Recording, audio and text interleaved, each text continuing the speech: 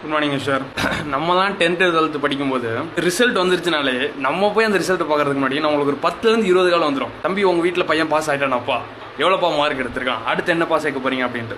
So இது எல்லாமே வந்து கொஞ்ச நாளைக்கு அப்படியே அந்த ஒரு இயர்ஸ்க்கு முன்னாடி என் பையன் டியூஷன் சேர்ந்துருக்கானா உங்கள் பையனையும் அங்கே சேர்த்து விட்ருங்க, இல்லை உங்கள் பையன் ஸ்விம்மிங் கிளாஸ் போகிறானா என் பையனையும் சேர்த்து விட்ருங்க அப்படிங்கிற ஒரு வேவ் ஒரு பாத்வேலையே வந்து எல்லாருமே வாழ்ந்துருந்தாங்க. லைக் ஒரு 80% ஆஃப் த சொசைட்டியில் வந்து யாருமே வந்து ஸ்டூடெண்ட்ஸை லைக் ஒரு இண்டிவிஜுவலை ஒரு ஹியூமன் பீயிங்கை வந்துட்டு இண்டிபெண்ட்டாக க்ரோ விடாமல் ஜஸ்ட் ஒரு ப்ராஜெக்ட் மாதிரி அவங்கள வந்து ஒரு ஸ்டேட்டஸ்க்காகவும் ஒரு ஈகோக்காகவும் மட்டுமே வந்து அவங்கள க்ரோ பண்ணுறாங்க.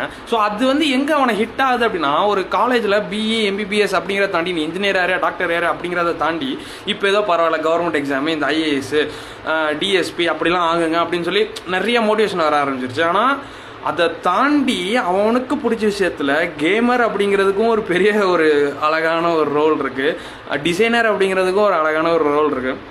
இதெல்லாம் வந்து சின்ன வயசுலேருந்தே அவன் ஒரு டிராயிங் கிளாஸ் போயிருந்தான் அப்படின்னா அவனோட ஸ்கில் இன்னமே அப்ஸ்கில்லாக இருக்கும். ஸோ அதை யாருமே வந்து ஐடென்டிஃபை பண்ணாமல் அவன் பண்ணுறான் இவன் பண்ணணும், இவன் பண்ணுறான் அவன் பண்ணுங்கிற ஒரு கம்பேரிஷன் ஸ்டேட்டஸ்குள்ளேயே வந்து அவனை அப்படியே திணிச்சு அப்படியே வச்சுட்டாங்க.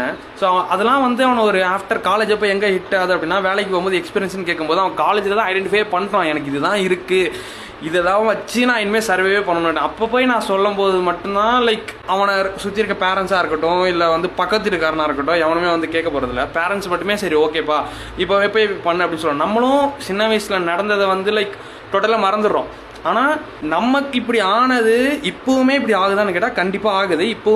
இப்போ ரிசல்ட் வந்தப்போவுமே நிறையா பேர் வந்து ஃபேஸ் பண்ணிகிட்டு இருக்கிறாங்க. நம்ம தான் அடிபட்டிருக்கோமே அப்படின்னு சொல்லி அந்த சீனியர்ஸ் இப்போவே அந்த ஜூனியர்ஸை வந்து கேட்டுட்டு தான் இருக்கிறாங்க எவ்வளோ மார்க்குன்னு. அவனுமே என்ன திருந்தாமல் தான் இருக்கான்.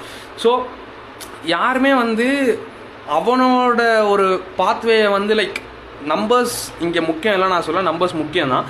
ஆனால் அந்த நம்பர்ஸை தாண்டி அவனை செல்ஃபாக க்ரோ பண்ணிக்கிறதுக்கு எவ்வளோ ஒரு விஷயங்கள் இருக்குது. ஸோ உங்களுக்கு தெரிஞ்ச உங்கள் வீட்லேயோ இல்லைனா உங்களை சுற்றி இருக்க நெய்பர்ஸ்லேயோ யாராச்சும் இதே மாதிரி பண்ணிகிட்ருக்காங்க அப்படின்னா தயவு செய்து அன்பாக பணிவாக சொல்லுங்கள்.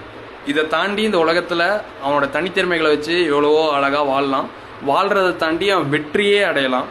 ஸோ படிக்கிறதுலையுமே நிறையா படிப்புகள் இருக்குது, இது மட்டும்தான் இல்லை.